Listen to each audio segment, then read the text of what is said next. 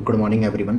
भारत के भूगोल के बारे में हम इस सीरीज में बात कर रहे हैं। तो जो भारत का भूगोल है, पिछले अध्याय में हमने हिमालय पर्वत के बारे में हमने जाना है। तो आज हम इस वाली वीडियो में हम जानेंगे जो भारत के जो नॉर्थ ईस्ट के जो जितनी हिल्स हैं उनके बारे में जानने की कोशिश करेंगे जो रिमेनिंग रह गई हैं। उसके बाद हम जो जानेंगे वो अरावली पर्वत के बारे में जानेंगे, पश्चिमी घाट के बारे में जानेंगे, पूर्वी घाट के बारे में जानेंगे, और उसके बाद हम जानेंगे जो अंडमान निकोबार द्वीप समूह है उसकी जो चोटियाँ हैं उसके बारे में हम जानेंगे। तो इस वाले भाग में आपको बहुत सारा कुछ जानने को मिलेगा। तो आगे बढ़ते हैं इस वीडियो में। तो सबसे पहले अगर मैं भारत का मैंने भौगोलिक आपको विभाजन बताया था कि जिसमें आपको सबसे पहले तो हमारे उत्तर के आपको पहाड़ मिलेंगे, उसके बाद आपको भारत का जो विशाल मैदान है गंगा ब्रह्मपुत्र वाला, उसके बाद डेजर्ट मिलेगा आपको, जो थार डेजर्ट है उसके बारे में मैंने आपको बताया था। उसके बाद जो ये प्लेटू है, जो दक्कन का पठार है, इसके बारे में मैंने आपको बताया था। इसके बाद जो हमारे तटीय मैदान है इसके बारे में मैंने आपको बताया था। उसके बाद जो भारत के जो आइलैंड हैं इनके बारे में मैंने आपको बताया था। तो इन सब चीज़ों के बारे में हमने जाना है। तो अब और पिछले अध्याय में मैंने आपको हिमालय के बारे में जो मैंने ओवरव्यू आपको दिया था कि हिमालय को जो 4 भागों में हमने बाँटा था, ट्रांस हिमालय, इसके बाद जो हमने ग्रेटर हिमालय, इसके बाद मिडल हिमालय, इसके बाद शिवालिक के बारे में हमने पूरा इसमें जाना था, और उसकी जो मोस्ट इंपॉर्टेंट जो तथ्य थे उसके बारे में हमने जाना है। तो आज हम सबसे पहले नॉर्थ ईस्ट के जितने भी हिल्स हैं उसके बारे में मैं आपको बताता हूँ कि नॉर्थ ईस्ट के जो हिल्स में थोड़ी बाकी रह गए थे उसके बारे में आपको बताता हूँ। तो सबसे पहले देखिए, इसमें डाफला, मिरी, अबोर, मिसमी, ये 4 आपको जो अरुणाचल प्रदेश में आपको पहाड़ियाँ मिलेंगी। इसके बाद जो पटकाई बुम की जो पहाड़ी मिलेगी ये भी अरुणाचल प्रदेश में मिलेगी। इसके बाद नागा की पहाड़ी मिलेगी। इसके बाद जो मणिपुर हिल्स है ये भी आपको मिलेगी। इसके बाद मिजो की पहाड़ी, जो मिजोरम में पाई जाने वाली ये वाला हिस्सा है, इसको जो लोसाई हिल्स भी बोलते हैं, मणिपुर हिल्स भी यहाँ पे बोलते हैं। अगर मैं मेघालय की बात करूँ तो इसमें गारो, खासी और जयंतिका की जो पहाड़ियाँ हैं वो पाई जाती हैं, और जो मासेनाम जो है, जो सबसे ज़्यादा पानी वर्षा वाला जो स्थान है वो इन्हीं के बीच में है। तो ये नॉर्थ ईस्ट की जो हमारी पहाड़ियाँ हैं उसके बारे में है। अगर मैं आगे बढ़ूँ तो आगे सबसे पहले अब मैं बताता हूँ कि आज हम किस किस के बारे में पढ़ने वाले हैं। नॉर्थ ईस्ट के मैं ये मैंने गारो, खासी, जयंतिका जो है ये आपको मेघालय में मिलेंगी।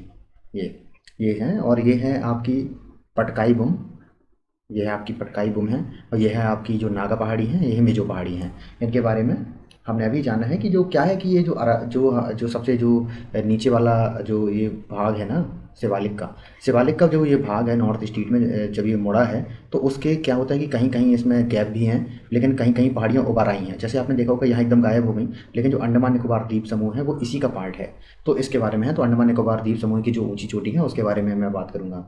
तो इस वाले वीडियो में अब हम जानते हैं कि भारत में जो कौन कौन सी हमें रेंज के बारे में पढ़ना है। तो इसके में हम सबसे पहले हम पढ़ेंगे अरावली रेंज के बारे में। अरावली रेंज के बारे में पढ़ेंगे, उसके बाद मैं आपको पश्चिमी घाट के बारे में बताऊंगा, उसके बाद पूर्वी घाट के बारे में बताऊंगा।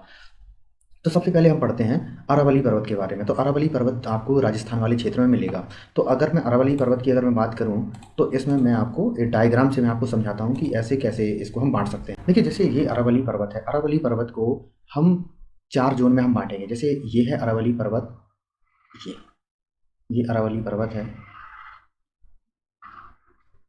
ये अरावली पर्वत है। तो इसमें जो पहला जो हिस्सा है, बहुत छोटा सा हिस्सा जो है वो है गुजरात में।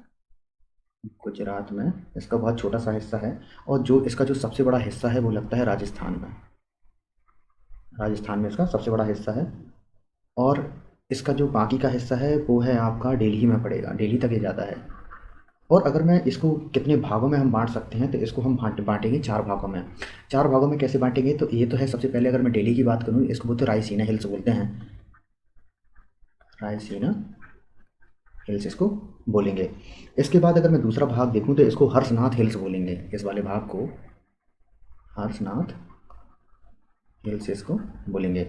अगर मैं इसको तीसरे भाग को बोलूँ तो इसको हम अबू हिल्स बोल सकते हैं, अबू हिल्स इसको बोलेंगे। और अगर मैं इसकी बात करूँ चौथे पार्ट की, तो इसको पालमपुर हिल्स वो हम बोल सकते हैं, पालमपुर हिल्स।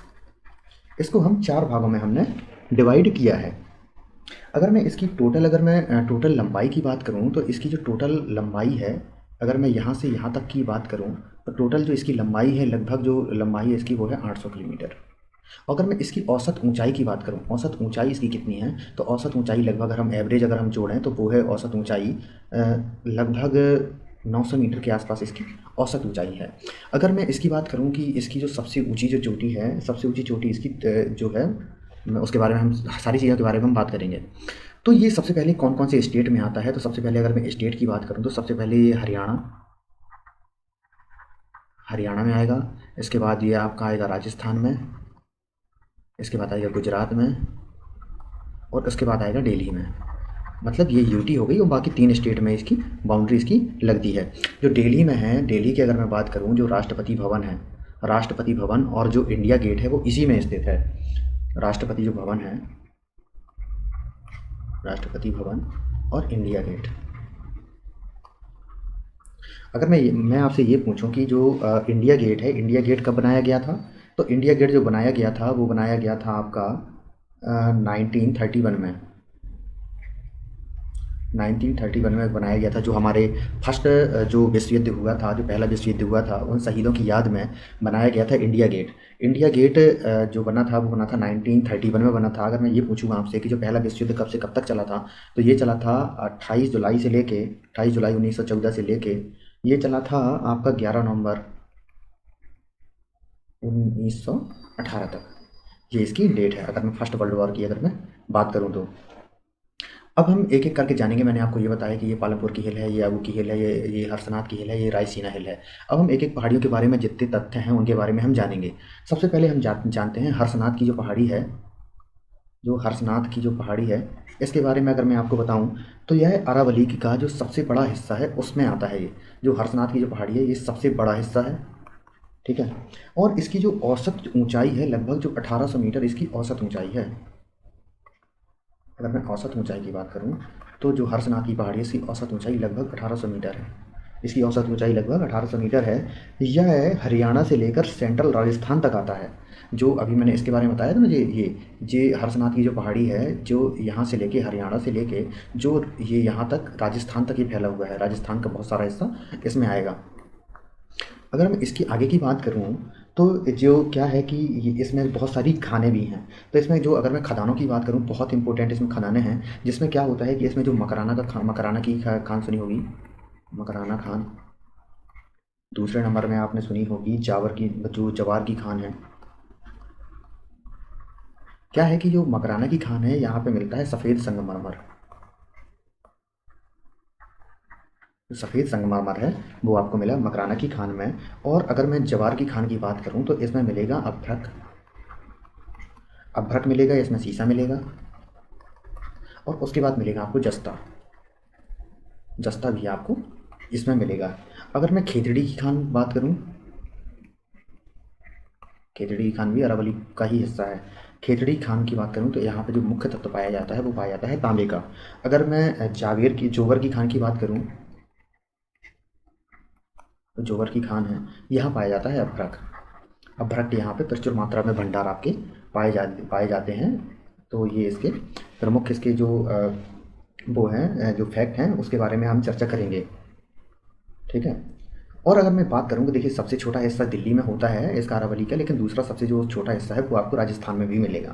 तो इसके बारे में आपको बताया है। जो राष्ट्रपति भवन की अगर मैं बात करूँ तो राष्ट्रपति भवन जो किसने बनाया था, इंडिया गेट बनाया था एडमिन लुटियंस ने, और राष्ट्रपति भवन भी बनाया था एडमिन लुटियंस ने। अगर मैं बात करूँ कि जो गेट वे ऑफ इंडिया की अगर मैं बात करूँ, क्योंकि बहुत कन्फ्यूज़न होता है जो क्या है, अभी मैंने आपको बताया था इंडिया गेट और गेट वे ऑफ इंडिया। अगर इंडिया गेट की मैं बात करूँ तो इंडिया गेट की जो स्थापना की गई थी, इंडिया गेट की स्थापना करी 1931 में। अगर मैं बात करूँ गेट वे ऑफ इंडिया की, अगर मैं बात करता हूँ गेट वे ऑफ इंडिया, क्या है Gateway of India? Gateway of India आपको मुंबई में मिलेगा। क्या है, जॉर्ज पंचम जब 1911 में जब भारत आए थे ना, उनकी उसके स्वागत के लिए बनाया गया था। ये इसका जो फैक्ट है उसके बारे में मैंने आपको बताया है। अब हम हरसनाथ की पहाड़ी की और अगर मैं बात करूं तो इसमें हरसनाथ की पहाड़ी में जो मुख्य तत्व ये भी है कि इसमें खनिजों के प्रसिद्ध भंडार तो पाए जाते हैं। इसमें आपका जो पुष्कर का जो मेला है, पुष्कर का जो मेला है वो भी यहीं लगता है। पुष्कर का जो मेला है वो भी आपका यहीं मिलेगा। और विष्णु मंदिर भी इसी में है। जो विष्णु मंदिर है वो भी आपको यहीं मिलेगा। और जो अजमेर की दरगाह है, अजमेर की जो दरगाह है वो भी आपको यहीं मिलने वाली है। अब हम पढ़ते हैं अबू की पहाड़ी की तरफ। अगर मैं अबू की पहाड़ी की बात करूं तो देखिए मैंने आपको ये बताया था ना, अबू की पहाड़ी इसका दूसरा बड़ा जो पार्ट है वो है अबू की पहाड़ी। तो इसके बारे में हमें जानने की हम कोशिश करते हैं। तो इसके लिए हम न्यू जो पेज है उसमें खोल ले रहे हैं। तो अब हम अबू की पहाड़ी के बारे में हम जानेंगे। तो अबू की पहाड़ी के बारे में हम जानते हैं कि यह जो अरावली की सबसे ऊंची चोटी है ना, जो गुरु शिखर, वो अबू की पहाड़ी के बारे में हम जाने हैं। अबू की पहाड़ी, क्या हो रहा है देखो, मैं आपको सारी चीज़ें मैं लिखा-लिखाया भी बता सकता था, लेकिन क्या होता है जो जब हम लिखते हैं तो एक हमारी जो प्रेज़ेंट ऑफ माइंड है वो हमें दर्शाता है। प्रेज़ेंट ऑफ माइंड में ये होता है कि हमें ये नहीं है कि हम देख के पढ़ें। जब तक हम लिखेंगे नहीं, मैपिंग हम करेंगे नहीं, तब तक हमें कुछ याद नहीं होता है। तो इस वजह से मैं आपको बोल-बोल के और एक-एक चीज़ लिख के मैं आपको बता रहा हूँ। अगर मैं यहाँ की बात करूँ तो जो माउंट आबू है, अगर आबू की पहाड़ी में जो माउंट आबू और गुरु शिखर, क्या है कि यहाँ की जो सबसे ऊँची चोटी है वो है गुरु शिखर।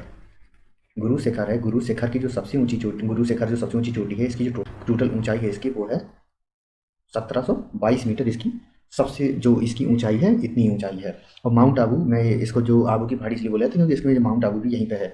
और जो इसी वाली पहाड़ी में आपको दिलवाड़ा का जैन मंदिर, जो जैनों का तीर्थ स्थल भी होता है, वो दिलवाड़ा का जैन मंदिर भी आपको यहीं मिलेगा। दिलवाड़ा का जैन मंदिर, दिलवाड़ा का जो जैन मंदिर है वो भी आपको यहीं मिलेगा। और इसके बाद जो क्या है, बिमल क्या है, दिलवाड़ा का जो जैन मंदिर है वो किसने बनवाया था? वो बनवाया था बिमल साय ने। बहुत ज़्यादा क्वेश्चन पूछा जाता है इससे। अगर मैं यहाँ पे क्या बोला जाता, दिलवाड़ा का जैन मंदिर हो गया। और क्या होता है कि अगर मैं अरावली पर्वत की बात करूँ तो अरावली जो पर्वत है दुनिया के जो सबसे प्राचीनतम जो पर्वत है उनमें से एक, और अवशिष्ट बलित पर्वत का उदाहरण है। अवशिष्ट बलित जो बलित पर्वत है उनका उदाहरण है। और तो ये इसके जो प्रमुख फैक्ट है वो है। और जो पालमपुर है वो भी यहीं पाया जाता है। यह जो इसका आबू की पहाड़ी है, इसका सबसे छोटा जो हिस्सा है वो है पालनपुर। पालनपुर इसका सबसे छोटा हिस्सा है।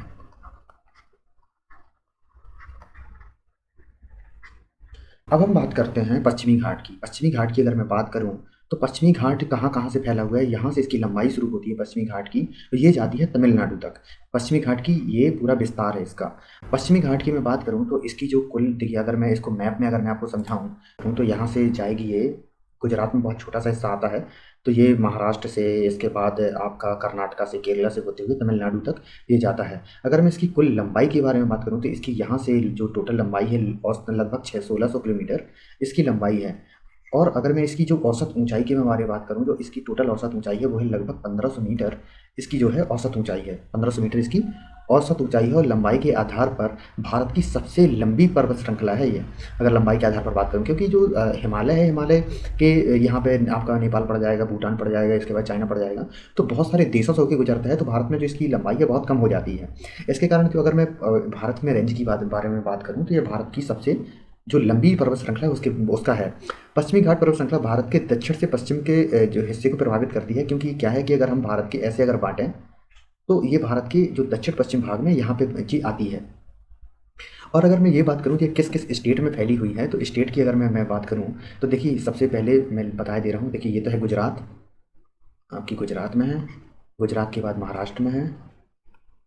महाराष्ट्र के बाद आपकी गोवा, ये छोटा सा स्टेट जो है ना, ये गोवा, ये गोवा में है। इसके बाद इसका जो विस्तार आपको कर्नाटका में मिलेगा, कर्नाटक में है। इसके बाद आपका इसका विस्तार केरल में मिलेगा। और इसका विस्तार इसके बाद आपको तमिलनाडु में इसका विस्तार मिलने वाला है। और मैं आपको अगर मैं वर्ल्ड हेरिटेज साइट की अगर मैं बात करूं तो 2012 में से वर्ल्ड हेरिटेज साइट में से शामिल कर लिया गया था। अगर मैं क्या होता है कि वर्ल्ड हेरिटेज साइट का मतलब ये होता है कि जो यूनेस्को है, ये इसको वर्ल्ड हेरिटेज साइट का जो जैव विविधता जो क्षेत्र होते हैं ना, जहाँ पे बायो डाइवर्सिटी की बहुत ज़्यादा संभावना होती है, उसको हम जो बायोस्फीयर रिजर्व मतलब जो यूनेस्को में शामिल कर लिया जाता है। अगर मैं यूनेस्को की बात करूँ तो यूनेस्को की जो स्थापना हुई थी वो हुई थी 16 नवंबर 1945 को। अगर मैं इसकी बात करूं तो भारत में सबसे पहले यूनेस्को साइट में शामिल होने वाले जो कौन कौन से जगह हैं, तो अगर मैं सबसे पहले बात करूं तो 1983 में सबसे पहले हमारे यहाँ पे अजंता, जो अजंता केव्स आपको मिलेगी, अजंता, एलोरा, एलोरा, अजंता की गुफाएं, एलोरा की गुफाएं, और जो आगरा का फोर्ट है, जो आगरा का फोर्ट है, आगरा फोर्ट, और ताजमहल, आगरा फोर्ट और ताजमहल, इन सबको 1983 में वर्ल्ड हेरिटेज साइट में यूनेस्को ने शामिल किया था। तो ये है। अब हम ये जानेंगे कि जो ये है साइट पश्चिमी घाट है, पश्चिमी घाट के बारे में बहुत सारी चीज़ें अब हम इसमें जानेंगे। पश्चिमी घाट की अगर मैं बात करूँ तो देखिए क्या है कि पश्चिमी घाट, इसमें मैंने ये बताया कि मैंने इसको कब इसमें शामिल किया गया था। क्या है कि ये जो ये श्रृंखला है,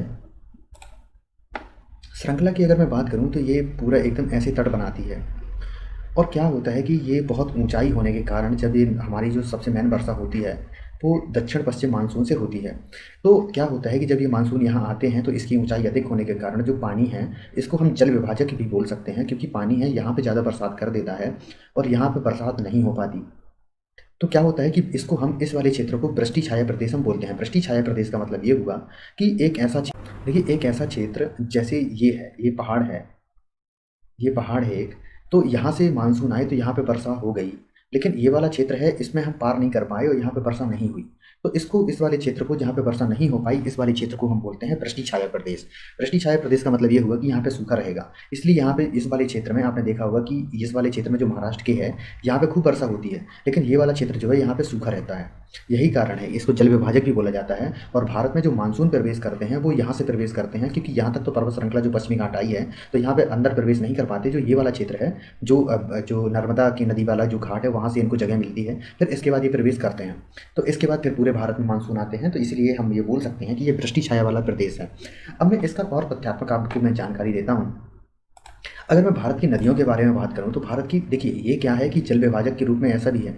जब हम ये बात करते हैं कि जो पश्चिमी घाट है यहाँ से यहाँ पूरी रेंज गई है, और अगर मैं ये बात करूँ तो यहाँ से आप इसको अगर हम देखें, यहाँ से अगर मैं इसको बांट दूँ ये ऐसे, तो क्या हो रहा है कि कभी आपने ये नहीं सुना होगा कि गंगा नदी कभी साउथ में आई, क्योंकि क्या होता है कि एक ढलान हमें हमेशा देखने को मिलती है।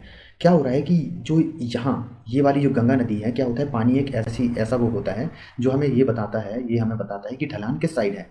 पानी हमें ये बताता है कि ढलान किस साइड में है, तो ये पूरा ढलान वाला क्षेत्र मिलेगा। जैसे यहाँ पे देखिए ये चंबल है, बेतवा है, ये सारी ढलान इस साइड जाके बे ऑफ बंगाल में यहाँ पे गिरती हैं। और अगर मैं साउथ की नदियाँ देखूँ तो यहाँ से ये वाली नदियाँ जो हैं ये यहाँ से यहाँ पूरी आपको बे ऑफ बंगाल में आपको जाके गिरेंगी। लेकिन एकमात्र नदी ऐसी है जो नर्मदा नदी है, जो यहाँ पे जो विंध्याचल जो रेंज है और ये सतपुड़ा रेंज है इसके बीच में बहती है। तो हम ये बोल सकते हैं कि ये एक क्रैक में बहती है। इसलिए आपने हमेशा ये देखा होगा कि ये बाकी जो नदियाँ हैं ये पूर्ववर्ती नदियाँ हैं, ये एक नदी है जो उल्टी दिशा में बहती है, नर्मदा और ताप्ती नदी। ताप्ती नदी आपको नीचे मिलेगी, तो ये एक क्रैक में बहती है। बाकी सभी नदियों का जो क्या है कि इन यहाँ का जो पूरा ढलान है वो इस साइड है। यहाँ तो इसको हम क्रैक बोलते हैं, क्योंकि भारत का जो उत्तरी हिस्सा है इसका ढलान ऊपर साइड झुका है, और जो साउथ वाला हिस्सा है इसको इस साइड झुका हुआ है, इसलिए इसका नदियों का जो बहाव है इस साइड होता है। तो ये इसकी बात हो गई। और क्या होता है कि जो पश्चिमी घाट पर्वत श्रृंखला भारत में मानसूनी हवाओं की दिशा प्रदान करता है, इसी कारण से दक्षिण भारत का जो कुछ हिस्सा है छाया वृष्टि प्रदेश के रूप में जाना जाता है। अब मैं बात करता हूँ कि अब इसकी जो सबसे ऊंची चोटियाँ इन सब के बारे में बात कर रहे हैं। तो अगर मैं सबसे ऊंची चोटियों की अगर बात करूँ तो ये देखिए पहाड़ियाँ मैंने इसमें इसलिए लिख दी हैं कि पहाड़ियों से आपको एकदम क्लियरिटी हो जाए। पहाड़ियाँ देखो, नीलगिरी पर्वत अन्नामलाई पर्वत की सबसे ऊंची जो श्रृंखला है इस वाले क्षेत्र को हम नीलगिरी बोलते हैं। अगर मैं देखिए सबसे पहले आपको मैं तट के बारे में आपको मैं बताता हूँ। अगर मैं तट के बारे में बात करूँ तो देखिए मैंने इसके बारे में एक मैप भी आपको तैयार किया है। देखिए अगर मैं तट की बात करूँ तो पश्चिमी घाट और पूर्वी घाट को हम बहुत सारे तटों में बांट सकते हैं। क्या होता है कि ये गुजरात वाला जो ये पूरा रीजन है इसको हम बोलते हैं काठियावाड़ तट, इसको काठियावाड़ तट बोलते हैं। और ये यहाँ से लेके महाराष्ट्र से लेके जो गोवा तक का जो तट है इसको हम कोंकण तट बोलते हैं। और जो गोवा से लेके जो कर्नाटका वाला जो तट है इसको हम केंद्र तट बोलते हैं। और जो मालाबार तट है वो है आपका कर्नाटक से लेके जो केरल वाला ये वाला हिस्सा है इसको हम मालाबार तट बोलते हैं। और जो आंध्र प्रदेश से लेके जो ये तमिलनाडु का ये वाला पूरा हिस्सा है इसको हम कोरोमंडल तट बोलते हैं। और ये क्या है कि ये पूरा जो क्या है कि उत्तरी सरकार तट, उत्तरी सरकार जो उत्कल तट भी इसको बोला जाता है, क्योंकि ये वाला जो हिस्सा है वो उड़ीसा वाले क्षेत्र में आता है और पहले उसको उत्कल के नाम से जाना जाता था। तो उसको उत्कल दिवस भी क्या बोलते हैं। और ये वाला जो हिस्सा है ये आपका डेल्टा क्षेत्र कहलाता है, क्योंकि यहाँ पे जो गोदावरी है, ये कृष्णा नदी है, महानदी है, ये सब यहाँ पे डेल्टा बनाती हैं, तो इस कारण इसे डेल्टा क्षेत्र भी बोला जाता है। ये पश्चिम बंगाल है। अगर मैं इसकी बात करूँ तो ये आपका अरब सागर है, ये आपका बंगाल की खाड़ी है, ये इसकी है।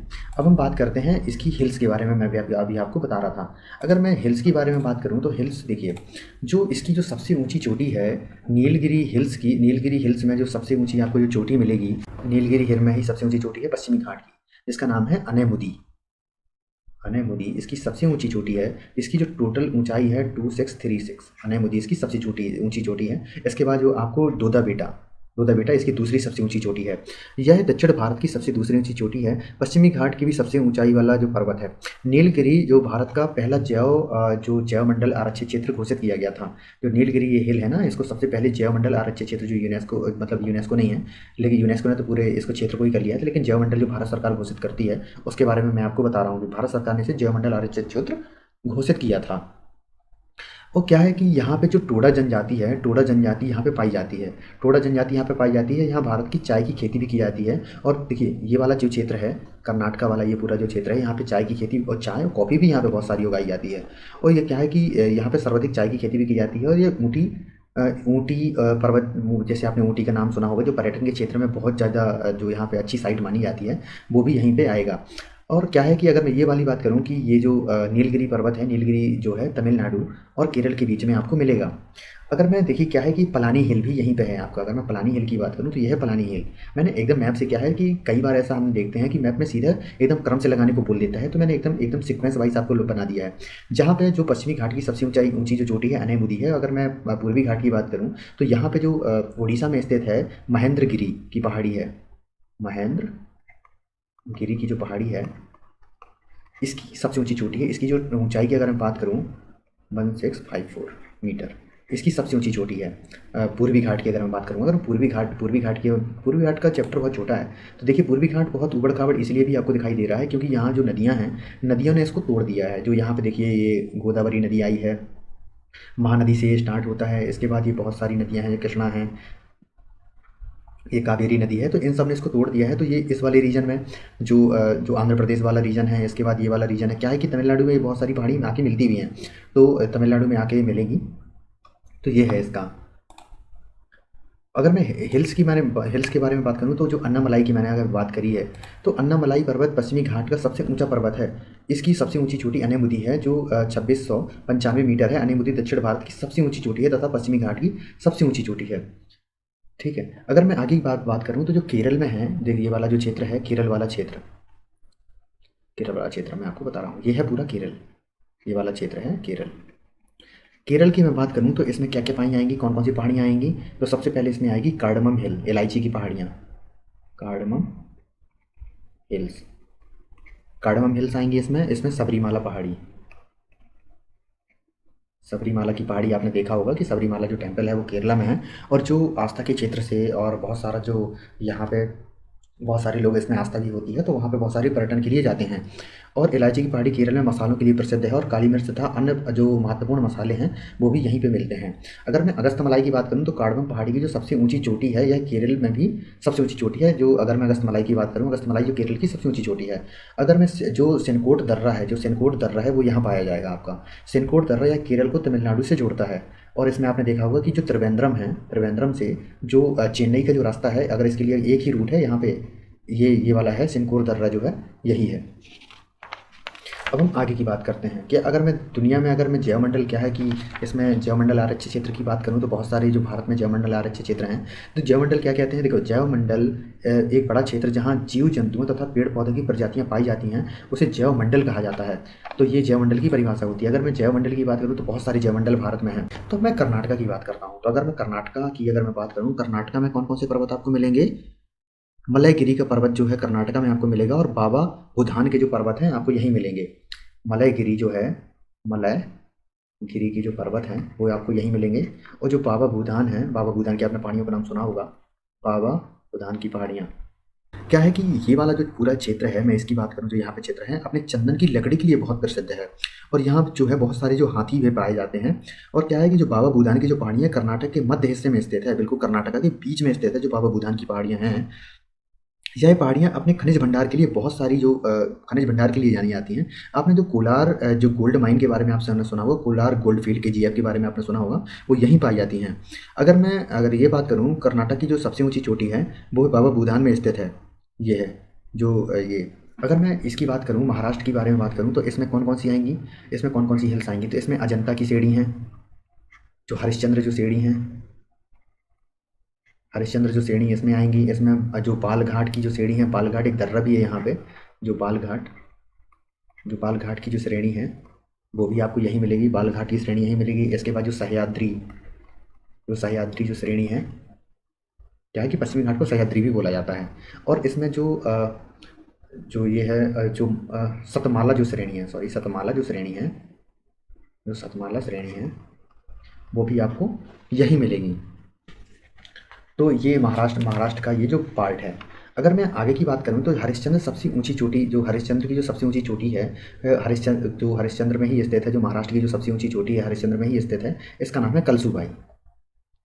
कलसूबाई जो है, कलसूबाई जो है यहीं स्थित है, सबसे ऊँची चोटी है। अगर मैं महाबलेश्वर की बात करूँ, जो कृष्णा नदी जो निकलती है, जो कृष्णा नदी है वो महाराष्ट्र से ही निकलती है। जो महाबलेश्वर है इसकी जो टोटल देखो, महाबलेश्वर जो कृष्णा नदी निकलती है, यहाँ 5 नदियाँ निकलती हैं यहाँ से। अगर मैं इसकी बात करूँ तो इसमें अजंता एलोरा, अमोघ वर्ष, जो अजंता एलोरा की जो गुफाएँ हैं वो अमोघ वर्ष ने बनवाई थी। और क्या है कि इसमें किस किस धर्म के देवी देवता हैं इसमें, तो इसमें आपको जैन धर्म मिलेंगे। अजंता एलोरा की मैं बात कर रहा हूँ, इसमें बहुत क्वेश्चन पूछे जाते हैं। अजंता और एलोरा में कौन कौन से देवी देवी देवता मिलेंगे, तो इसमें जैन धर्म के देवता मिलेंगे। अगर मैं इसकी बात करूँ तो हिंदू धर्म है, बौद्ध धर्म है, इनके देवी देवता इसमें आपको आकृति मिलेगी। अगर मैं गुजरात की बात करूँ तो गुजरात में ये है, देखिए गिर की पहाड़ियाँ हैं। गुजरात की बात करूँ तो ये गिर की पहाड़ियाँ, आपने गिर नेशनल पार्क सुना होगा जिसमें बहुत सारे गधे पाए जाते हैं, तो इसके बारे में है। गिर की पहाड़ियाँ हैं। अगर गिरनार की पहाड़ियाँ की अगर मैं बात करूँ तो यहीं पे आपको गिरनार की पहाड़ियाँ मिलेंगी। गिरनार की जो पहाड़ी हैं वो भी आपको यहीं मिलेगी। गिरनार की पहाड़ी की बात करूँ तो जो क्या है कि जो जैन मंदिर है वो आपको यहाँ में मिलेंगे, आपको जैन मंदिर। अगर मैं मांडो हिल्स की बात करूँ तो ये आपको मांडो हिल्स आपको मिलेंगी ये राजकोट में। जो मांडो हिल्स है वो आपको राजकोट में मिलेगी। ये पूरा गुजरात का मैं बता रहा हूँ। अगर मैं इसको जो बर्डा हिल्स है वो भी आपको पोरबंदर के क्षेत्र में मिलेगा। जो बर्डा हिल्स है वो आपको पोरबंदर क्षेत्र में मिलेगा, ये पोरबंदर क्षेत्र में मिलेगा। अब हम आते हैं अंडमान के बारे में। मैंने आपको पूर्वी घाट और पश्चिमी घाट के बारे में मैंने आपको बताया है। अब हम आते हैं अंडमान। देखो अंडमान को हम बहुत सारे भागों में बांटते हैं। तो क्या है कि देखिए अंडमान को हम, देखिए अगर सिर्फ ये है अंडमान, ये वाला क्षेत्र है अंडमान। अगर अंडमान निकोबार अलग अलग हैं, ये है अंडमान, ये है निकोबार, इसलिए पूरा निकोबार। यहाँ पे मिलेगा आपको इंडियन ओशियन, ये पूरा क्षेत्र है, लेकिन यहाँ पे अंडमान सी आपको मिलने वाला है यहाँ पे। अगर मैं ये बात करूँ कि जो सबसे ये वाला जो क्षेत्र है इसको बोलते हैं नॉर्थ अंडमान, इस वाले क्षेत्र को बोलते हैं मिडल अंडमान, इसको बोलते हैं लोअर अंडमान। और जो सेंटिनल आइलैंड है वो यहाँ पे पाया जाएगा। जो लिटिल अंडमान है वो ये है, ये कार निकोबार है, ये आपका ग्रेटर निकोबार है।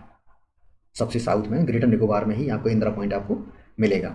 अगर मैं ये बात करूँ कि जो सैडल पीक है, सैडल पीक आपको यहीं मिलने वाली है। सैडल पीक क्या है कि अंडमान निकोबार द्वीप समूह की जो सबसे ऊंची चोटी है वो है सैडल पीक। ये मिलेगा आपको नॉर्थ अंडमान में। इसकी जो सबसे ऊंची जो चोटी है वो है लगभग 732 मीटर की। और अगर मैं ये बात करूँ कि अंडमान निकोबार की जो सबसे ऊंची, मतलब जो इसका राजधानी क्या है, तो पोर्ट ब्लेयर, इसकी पोर्ट ब्लेयर इसकी जो राजधानी है। आपने ये हमेशा सुना होगा कि जो काले पानी की जो सज़ा है वो आपको पोर्ट ब्लेयर में दी जाती थी।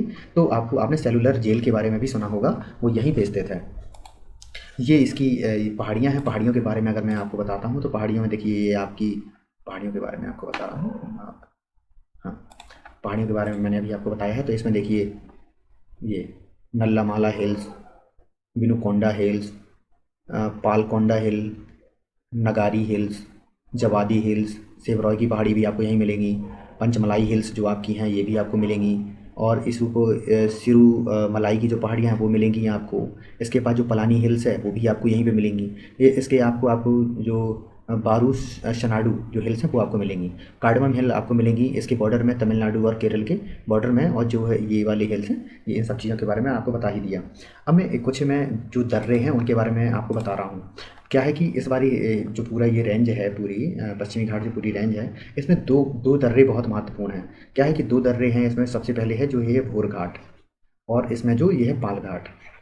ये जो मुख्य दर्रे हैं इसमें, और ये बहुत ज़्यादा पूछे जाते हैं कि जो जो भोर घाट दर्रा है ये क्या है कि जो ये पाल घाट दर्रा है ये केरल और तमिलनाडु के बीच में है। और जो ये वाला है मुंबई और पुणे के बीच में आपको ये जाता हुआ मिलेगा।